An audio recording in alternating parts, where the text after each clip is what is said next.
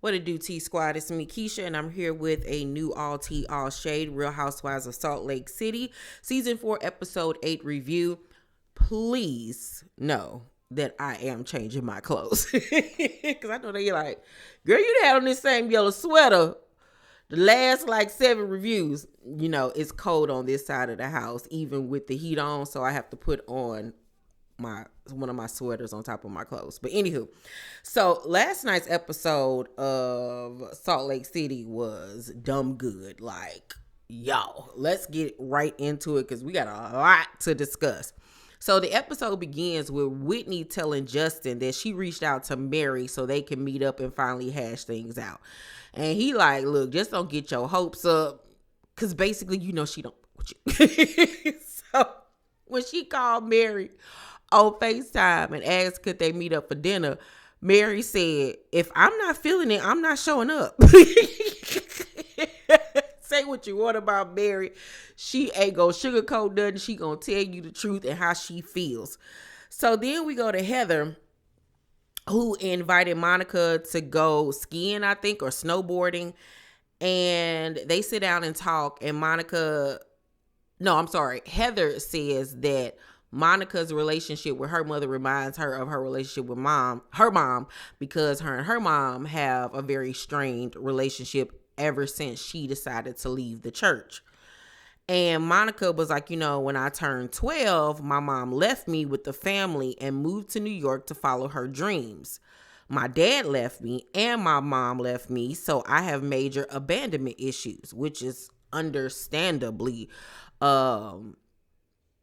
obvious, you know what I'm saying? Dealing with a mom and a father that left you, and at the age of 12, and with some rando family that you knew,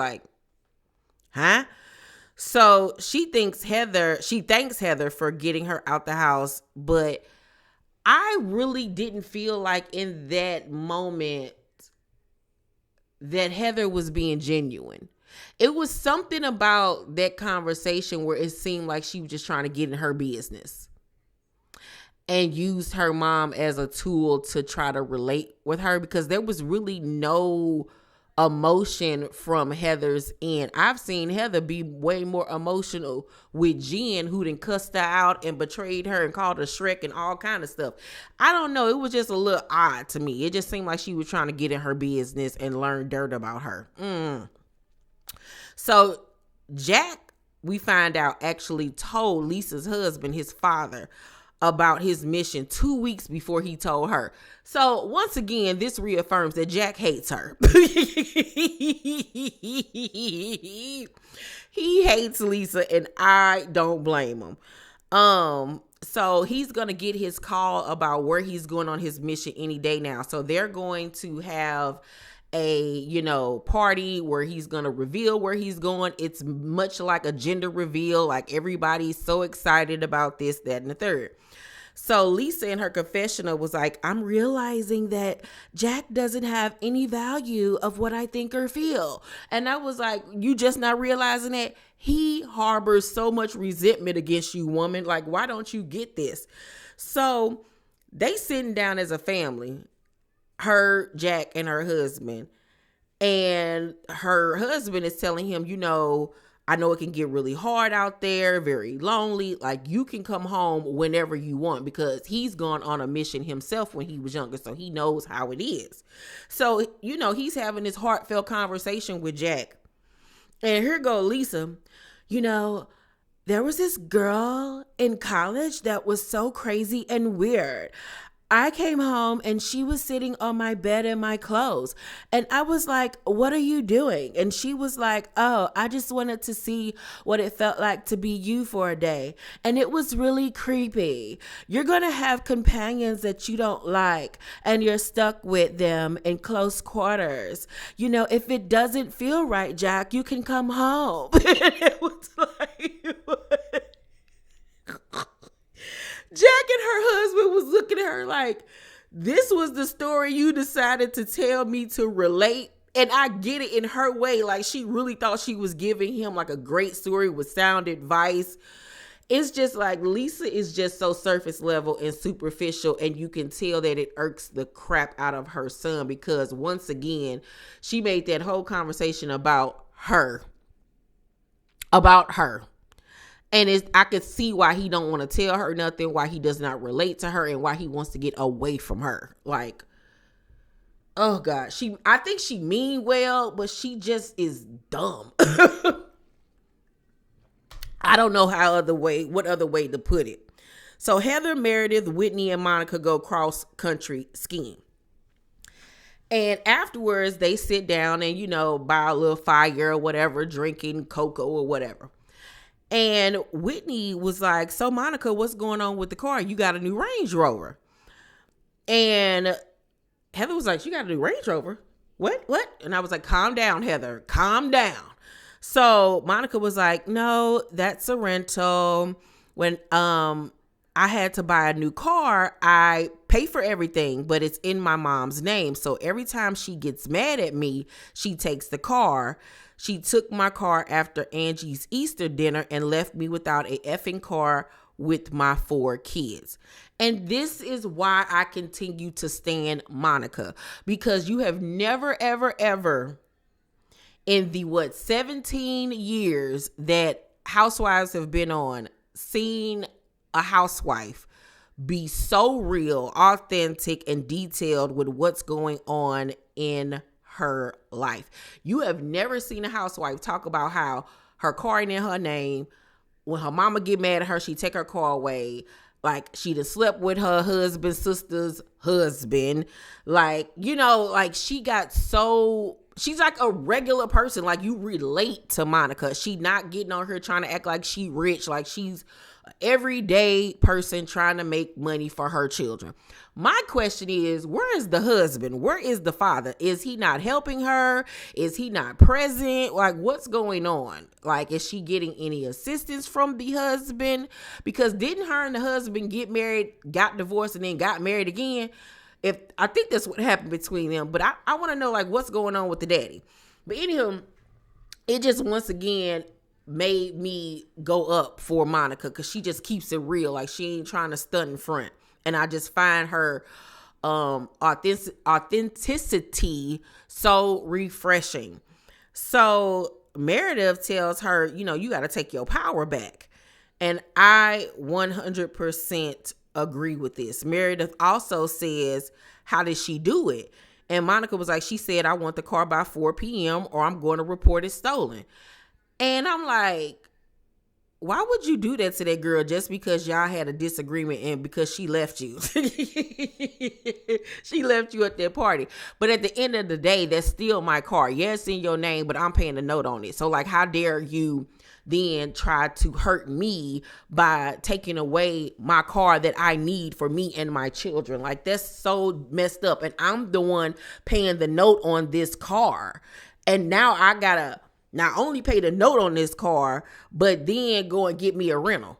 Because see, like, you want to play these types of games, the car in your name. If it got to get repossessed because I stopped paying the bill, then that's on you. So you really want to play these games, mama? Well, her mama, after this episode, it's very apparent her mama is trifling. Worst mom ever in reality television history outside of Mama D. Like, she is horrible. So after that, Heather and Whitney say, they don't talk to their moms. They have strained relationships with their parents. I think Whitney even said she didn't talk to her mama for like 13 years. I was like, that's why y'all so fucked up. Now it makes sense. So Whitney then invites the ladies to her daughter Bobby's birthday party. And I was like, why did you name that baby Bobby? Because Bobby looked just like her daddy. And that's all I'll say about that. So Whitney was like, Meredith, Angie and her family are going to be there, and it makes me feel uncomfortable because you said many times that you wanted to ruin her life. And Meredith was like, no, I never said that. And Whitney was like, in our friendship. It's been the same thing with Lisa, with Jen, with Mary, and now it's Angie. So as your friend, I'm telling you, this seems to be your pattern and what you do. And Meredith points out that, when she had her accident after the Greek Easter or whatever, that Whitney rode right past her and didn't even stop to help. And she said that she didn't even know it was them until later on when she got the tweet or the text message that was in fact her on the side of the road. And I was like, Meredith, I get what you're saying, but like, what they got to do with what she talking about? It was like giving me that she was trying to deflect a little. Like, I'm like, Meredith, okay. So Whitney in her confession was like, did her life really flash before her eyes, or did she see an opportunity to throw out something we can't challenge her on? Her putting out this big traumatic post is her way of thinking people will feel bad for her and no one is going to want to bring up the fact that she started these rumors about Angie. And I'm like, Whitney, how have you really transformed this thing in your head to really make yourself believe that this lady is the culprit of this Angie situation? Never once was she the one that said, or we found out that she was the one going around saying that this man was homosexual. You the one that put the battery in Monica's back to reveal that on camera. You orchestrated all of this. Like, I don't know what this vendetta she got against Meredith, but it's weird, bro. And that lady ain't did nothing. Did she say she had dirt on her? Absolutely. But she never once on camera has admitted to it. Nobody got proof that she was going around saying this. Like, what? Even Monica says she didn't get the information from Meredith. She got it from the streets, from the snow, from the blizzards. So, like, what is wrong with you? Like, she is such a wannabe. Like, God, Gretchen. Fetch is never going to happen. God. So, Meredith was like, what I can tell you is, what I can tell you this,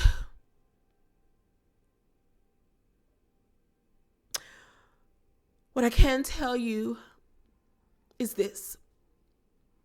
When I did have that accident, I did in fact see my life flash before my eyes.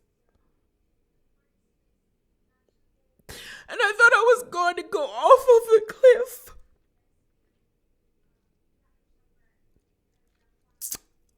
And the thought that my last significant interaction was what it was that day was incomprehensible.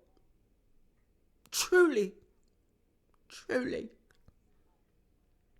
I'm not wishing harm on anyone, including Angie.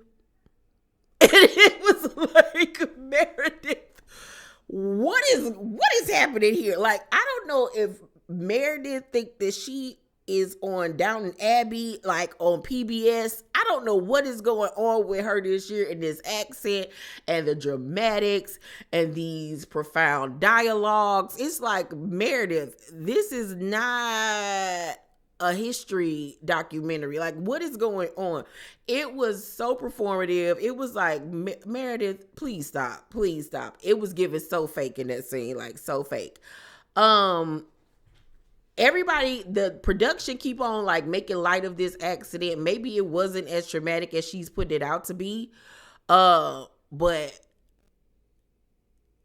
it's still kind of tasteless a little bit on production's end because you can't negate how she felt. You know what I'm saying? And nobody has yet to say, girl, it wasn't no cliff on the other side for you to even be scared of. So, you know what I'm saying? So I just think it's a little tacky and tasteless for them to keep on putting like funny music behind it and all of that type of stuff. So, after that, Angie is at her home with her father and she reveals that she and Sean have not gone out on a date with each other in a year and a half. And I'm like, girl, why do you keep on revealing all this stuff and you don't want us to believe that your husband out there with a male boo thing? Like, 'cause if it ain't a man, he out there with somebody that ain't you. Because how y'all haven't went out on a date in a year and a half? It's obvious y'all are in a marriage of convenience. And y'all sticking with each other because it may be y'all businesses, because of the look, because you're his beard. I don't know, but y'all relationship is so weird. And you talking about, you gonna tell your daddy that you ain't been out on no date because y'all never alone anymore. Y'all got one child. You act like y'all got 5 million kids running around the house. It's 3 of y'all in there. Your daughter like 11 or 12. Y'all got plenty of time to be by yourself. No, y'all using that little girl as a crutch for y'all not to have to deal with each other. And it's weird. So Sean comes home and she was like, you want me to fix you a plate? I mean, because isn't that what a wife is supposed to do? And he literally was just ignoring her and was like, okay, I'm about to go take a shower. And it was so awkward. The father was looking uncomfortable. She was looking dumb in the face. And I'm like, what is happening in this house? If y'all just gonna go ahead and be Will and Grace and call it a day, because no. So one of the best parts of the episode happens when Mary meets up with Whitney for dinner. Honey, it's a blizzard going outside, so they already let you know this is about to be pure mayhem. So they get in the restaurant, they sit down, and they order their drinks and food. And Whitney was like, we missed you at Greek Easter. And Mary was like, I didn't miss it.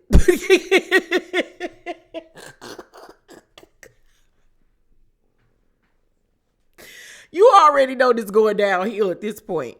So the waitress brings out their food and accidentally spills like some soy sauce or something like that on Mary's dress. And Mary was like, oh, I know she did not just waste it on me. Like, she was mortified.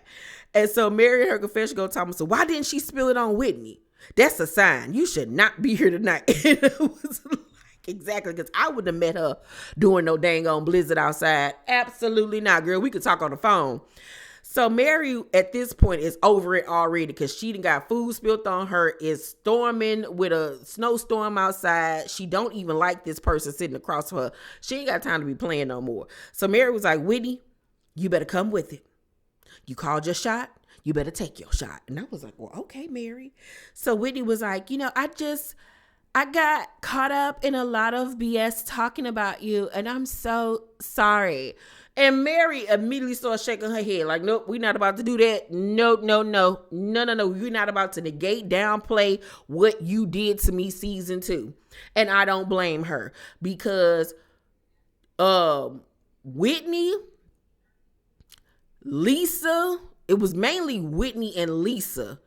Y'all went on a whole smear campaign against that lady, trying to take down her church, her ministry. You were questioning her religious beliefs, her religion, how she conducts her church, saying it was a cult, calling her a predator, and all it, like, y'all went way and beyond shade. This is this lady's livelihood that y'all were attacking. And once again, there has been a bunch of rumors and he say, she say about Mary's church. But there has never been any lawsuit, convictions, court cases, or anything taken against her and her husband. So until then, everything is exactly what it is. Hearsay. And that's not a reason to convict somebody of something. And them heifers up there in Utah need to be the last people that's questioning anybody's church or religion when they over there in the cult Scientology of Jesus Christ, Latter-day Saints. I don't know what that mess is y'all over there dealing with, but to then attack the only black member on y'all show and her religion and her beliefs was just so trifling, especially during season 2 when Jen had just got indicted. Nobody talked about that. They chose to focus on Mary's church and take her down instead of taking Jen down because they were so afraid of her. So no, I don't blame Mary for coming back and paying y'all dust and only talking to the people that she wants to talk to. Especially you, Whitney, because you went full steam ahead because you don't know how to read her and because she gets you together every time. You decided to attack her on a whole nother level because you couldn't go toe to toe to her with just your words. So you decided to come for her livelihood, which was so trifling on so many different levels. So Mary was like, you severed our future. You severed whatever type of relationship we could have possibly had. And Whitney was like, but Mary, you have to own it too. And Mary said, what you mean I have to own? You talking about me? No. And Whitney was like, you sent me mean text messages and it hurt my feelings. Mary's like, grow up, little girl.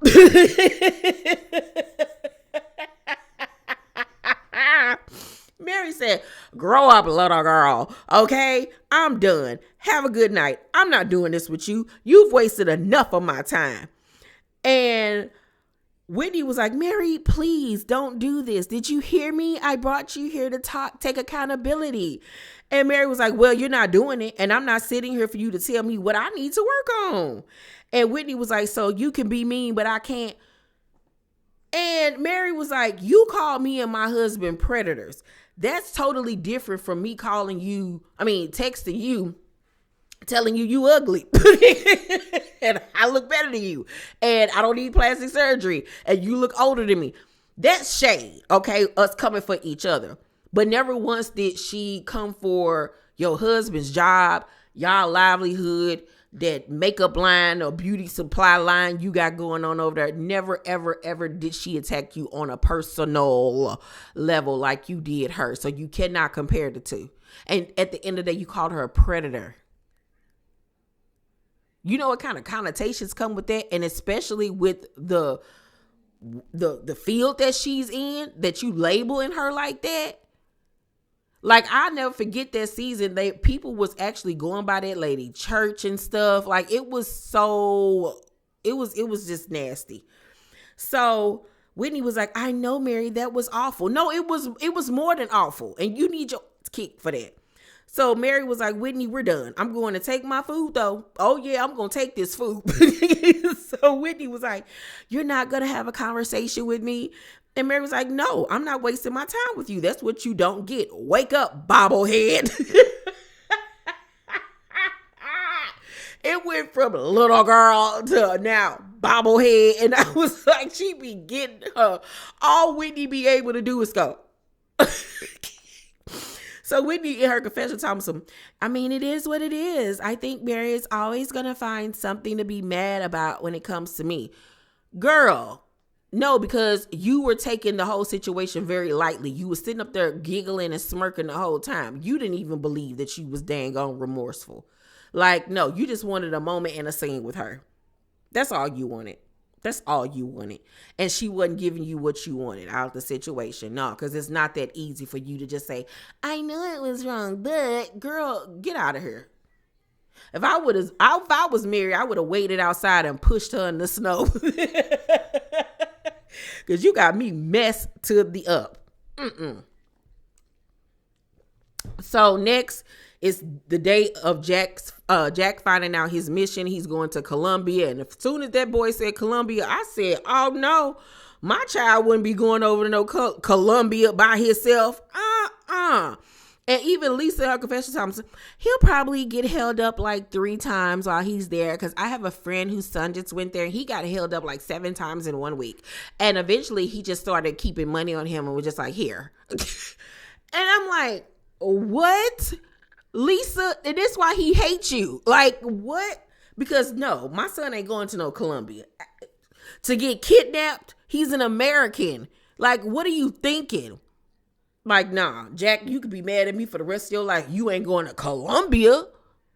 Absolutely not. So, the second best part of this episode, Monica meets up with her mother for dinner so they can talk. And as soon as she walk up to the table, the mama crying.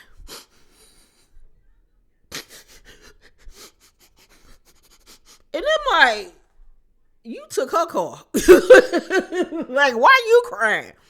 So Monica sit down like, girl.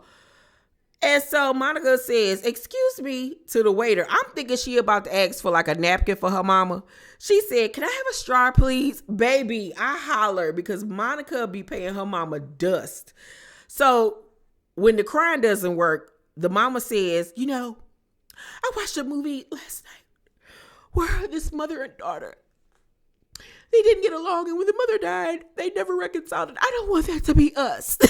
And Monica was like, when I was crying, you didn't give a ish. At Angie's dinner, you made me feel so alone. You picked everyone else's side. You were apologizing for me to those people who you just met, and then you expect me to sit here and feel bad for you? Because at the end of the day, you're my mama, and you're supposed to have my back and my side. Especially when I've told you what this one particular person has done to me so far. Like, you supposed to ride with me, even if you think I'm wrong. Ride with me in that moment and then check me later on. You know what I'm saying? So, and then you was talking about, I just want to party and all up in that girl daddy in them face. You just trying to find your next victim, girl. So the mama get to roll in her neck now. The real mama come out. All that, Jesus loves me, Latter-day Saints, all that went out the window, child. The mama got to roll in her neck and was like, I'm not asking you to feel bad for me. I'm asking you to have a conversation with me. And Monica was looking at her like, oh, the real you coming out now. So Monica was like, don't talk to me like that. And the mom was like, I'm not going to talk to you like some weak ass bitch. And I was like, whoa. Is this the same mama that was telling her kids need to go to church and this, that, and the third and being a peacemaker? Now she talking about some she ain't gonna be no weak. Oh, so you really is ghetto. Okay, mama. So Monica mouth drop like, oh, she crazy. So the mama gets to explaining that she was just trying to calm her down. Like she told her she was trying to calm down Angie when they was in Palm Springs. And Monica says that she doesn't understand and doesn't know half of what happened, but she still took her side. Like, you never once asked me, like, what's the problem? What's the issue? None of that. You just immediately start siding with this chick. So Monica was like, I don't understand it. I can't comprehend that. That must have skipped a couple generations because I don't have that in me to apologize to someone I've never met before for my child. And her mom get to fixing her sleeve saying, well, I don't know what I'm supposed to do with that. Just real nasty. And I was like, oh, this lady is a piece of work. So Monica was like, I know you tried crying. You tried yelling. The mama was like, I wasn't trying to cry. That was sincere. Don't be disrespectful. And Monica says, Mom, you're not going to scold me like I'm some effing little child. Now, this is where I get you grown, Monica, but it's still not okay to be cursing, I feel like, in front of your mama or at your mama. I know that we all have had our moments or whatever, but I still think that that's very inappropriate. But at the same time, I've been there. I've done that. When you get so fed up, it's like, how much more can I take that I have to start kind of being disrespectful for you to kind of get it? So I see both sides. So Monica was like, no, I'm sorry. Her mom was like, and you're not going to disrespect me. I'm still your mother. Monica was like, I'm not being disrespectful. The only one losing it at this table is you. And the mom was like, don't mock my feelings. And Monica was like, you did it to me? And the mom says, I don't care.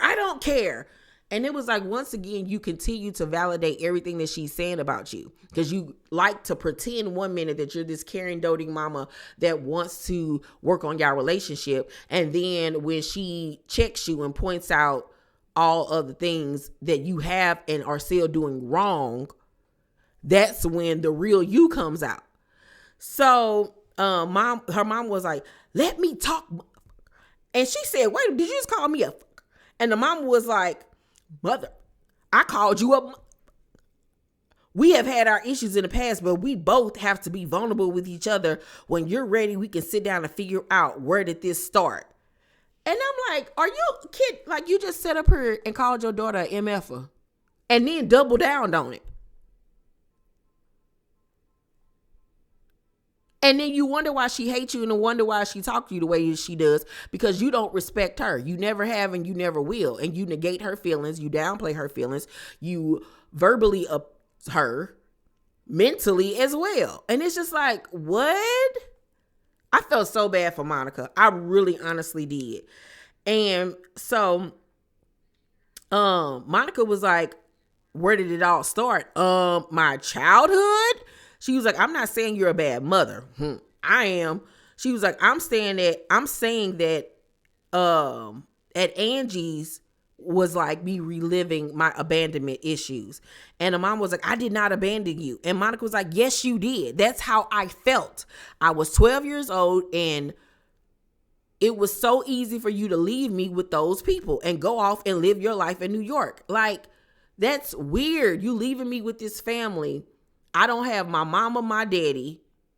I'm with these strange, they could have been friends to the family, but regardless, they're not my family. You know what I'm saying? And God forbid anything bad happened to her while she was there with them. You know what I'm saying? Like, that's weird. So, her mom was like, I had to start my new job. New York was way more expensive than I thought. I wasn't prepared. How do we move past this? You have trauma. And Monica was like, and you have trauma. And the mother says, what's my trauma? Monica was like, your mother. The way that your mother hated you and was never there for you. And your dad abandoned you. I get that you went through a lot of. And so the mom was like, and I'm over it. And Monica was like, you're not over it because you treat me the same way that you hate how your mother treated you. And baby, if that ain't the guy's honest truth, the mama couldn't even give no rebuttal because Monica hit it on the nail with that one. Like, the cycle continues. And it's like, you're not just going to me and think I'm supposed to sit here and take it. Like, I'm not a child no more. Like, you just can't do whatever you want to me and think that I have to sit up here and accept it. So Monica in her confession was like, my grandmother never wanted to have a daughter. She kind of closed off completely. Everything my mom did, it was always a complete disappointment. And I think my mom probably didn't want to get pregnant when she got pregnant. And I think it's this line of resentment. I agree. And I don't even know all the backstory. So her mama was like, Monica Darnell. And Monica was like, why are you calling me that? You haven't called me Darnell in like a decade. Like, you could tell there was a trigger for her, like, you trying to fuck with me at this point. So the mama was like, cause that's the name I gave you. I'm sorry, I don't know what your name is. You change it every effing week. And Monica was like, you know why you call me that? Because you still treat me like the little effing girl you can ish all over and leave. Get your dream job and your dates, and I'll sit in the trunk of a car while you make out with one of your little boy toys. I heard that wrong when that girl said that she was sitting in the trunk of a car while her mama sat up there and made out with some man.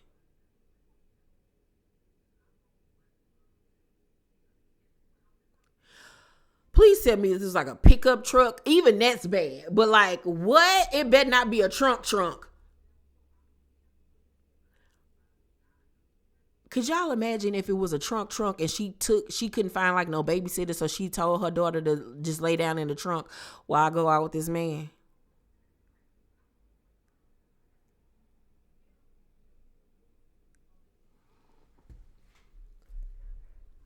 Yeah. I don't understand how Child Protective Services wasn't called on Monica Mama, because that lady is bat crazy. Okay, like, who does that? Who does that? It's not even that serious, my God, to be going out with somebody. So the mama was like, that happened one time. She admits it. She was like, I'm sorry that I kissed a boy. And Monica was like, it has nothing to do with you kissing a guy. It has to do with the situation that I was in while you were doing it. And still right now, you don't give a F. And the mama says, no, I don't. Well, why are we here? Baby, Monica, if you don't let them, go ahead and let her have that car, I will stop paying on it. Go ahead and keep it. You got to cut her off. In order for you to survive and have a peace of mind, you got to cut her off. Because that lady, child, So Monica in her confession was like, I wish I could say that was normal, but it's very on par for my mother. I have dealt with emotional and mental my entire life, so I think I'm just completely effed up. All I can do is make sure my kids don't feel that and break the cycle. And her mama after that basically tells her she needs to get over it and that they need to go to therapy to work on their issues. I ain't going to nothing while you sitting up here telling me I need to get over it and you don't care about my feelings and all of this. No, I'm all right. I'm all right. Nope. If anything, I'm going to go to therapy with my own children because that mama, ooh, wee. I'd have been kicked her in her throat. Nah, I'm all right. But overall, it was a fantastic episode of Real Housewives of Salt Lake City. I'm going to give it an A+. Monica and Mary, for me, are carrying the season, especially Monica. Her story is so refreshing. It's so different. It's so new. It's so authentic and real. Loving Monica. Give her all the money next season. Give her all of the raise, okay? Y'all let me know down below in the comment section what y'all thought about the episode. Make sure to thumbs up this video, like and subscribe, and hit that notification bell button. I love you guys so much, and I'll see you on the next video. Bye.